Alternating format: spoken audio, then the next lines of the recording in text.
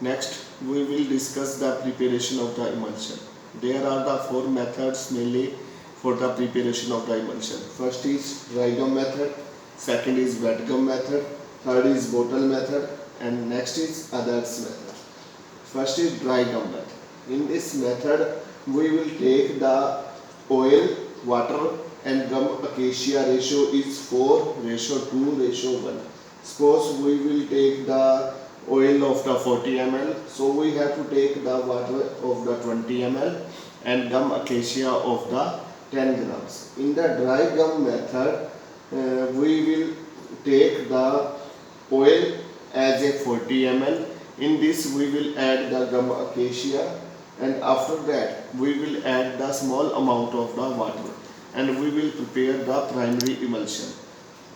And after that we will make the volume make up with the water. So it is called as dry gum method. Next is wet gum method. As the name suggests, it is wet gum method. In this we will take the gum acacia and add it in the water instead of oil.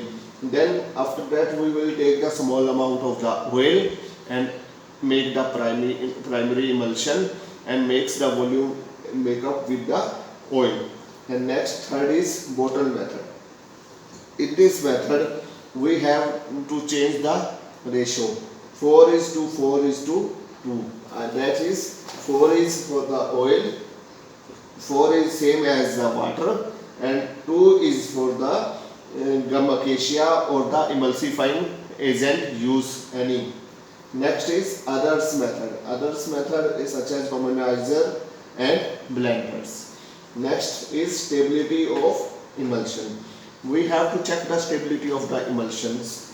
First is creaming of and sedimentation method.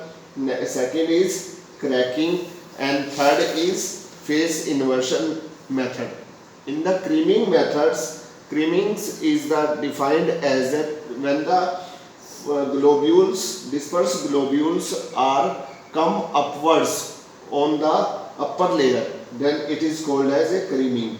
And when the globules come at the bottom of the surface, then it is called as a sedimentation, and it is determined by the Stokes law, where V is equal to make 2R square d1 minus d2 g by 9 neta, where V is the rate of creaming, R is the radius of globules, d1 is the density of the dispersed phase, d2 is the density of the continuous phase, g is the gravitational constant, neta is the viscosity of the constant.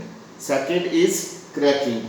As the name suggests, when the dispersed phase and the continuous phase become separate, then it is called as cracking. Cracking is due to the following reason. First is addition of the emulsifying agent of the opposite types. Second is for the decomposition of the precipitation of the emulsifying agent. Third is addition of the common solvents. Fourth is by the microorganism. Fifth is at a high temperature. Sixth is next be creamy. Next is phase inversion.